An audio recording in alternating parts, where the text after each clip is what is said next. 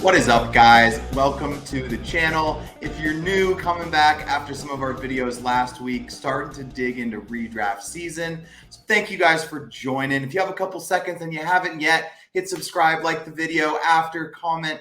Everything helps, and I really appreciate all the new views, the new viewers, and I'm so happy to have you here. So let's get into today's topic, which is going to be some late round guys who I think have a chance to really set you apart from your league mates this year in redraft and help you win your league. So I'm going to get into it with one of my first favorite late round picks, and that's going to be Brian Thomas Jr. This guy had a great first preseason game, made a big catch down the sideline, and I think that's what he could maybe bring to this Jaguars offense. I've spoken a lot about how I really like Christian Kirk. This does not change that. But I think at wide receiver 50, where Thomas is going, you're getting him late enough that I really love the upside that he potentially can have later into the season. If Trevor Lawrence can kind of return to form like he was a couple years ago, had an off-season last year, but I think we all know the potential's there. And Brian Thomas Jr. could be that outside wide receiver that Trevor Lawrence has really needed to get over the hump and have a late season push for your team. I would love to draft Brian Thomas Jr. You got to keep him on your roster, though, to let him kind of develop into that player for your team. Next is going to be a guy I seem to be leaving tons of my drafts with super late. One of my last picks and a lot of them. It's going to be Darnell Mooney here on the Falcons. Obviously, we had the news. Rondale Moore is going to miss the season basically for the Falcons. Mooney slots in here as the wide receiver 2 for them. And in the past, Kirk Cousins has really supported multiple weapons. Now, I don't think we can expect the exact same production we had in Minnesota.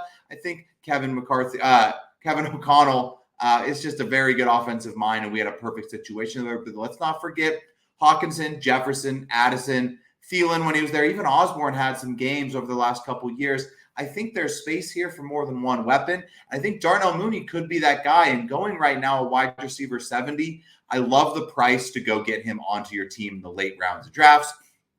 Next is going to be a running back I've spoke about in a couple of videos. But Ty Chandler is just one of my favorite handcuffs to add to my team. I love Aaron Jones. I think he's going to be amazing when he's on the field. But he seems to miss a couple games every year. And I think with Ty Chandler being basically the direct handcuff, I think there's an opportunity for him to play some weeks for you. And when he does play last couple seasons, he looks decent. So I think for me, I like taking a dart throw on Ty Chandler, who's probably going to start 3 to 5 games if Aaron Jones misses any time for your squad this year. Next, this is a guy, I put him later in the list because he's getting a ton of hype, but I do think it's deserved, and that's going to be Dontayvion Wicks, the Packers wide receiver. Going right now, wide receiver 61.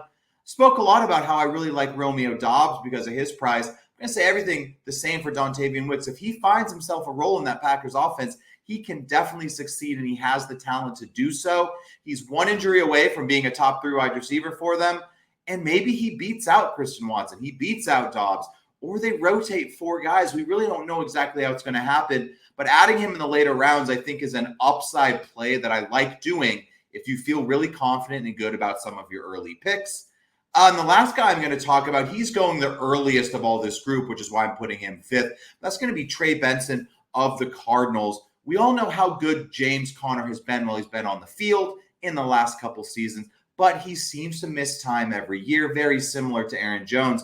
And I think Trey Benson not only has a chance to succeed if James Conner misses time, I could see about halfway through the season, him working his way into a kind of split backfield. And Benson has that big playability that I think he could really help you dominate the late season of your fantasy team if he moves into that role. So thank you guys for tuning in. I really appreciate you checking out the channel. I'm here to try to help you out in your redraft leagues and your dynasty leagues. If you like what you heard, leave a comment, subscribe, like the video. Everything really helps. And I really just want to keep putting out more content for you guys. So if you have any questions, please shoot me a comment below or just even say hi. Welcome to the channel. I really appreciate you guys, and we will catch you later this week with another video.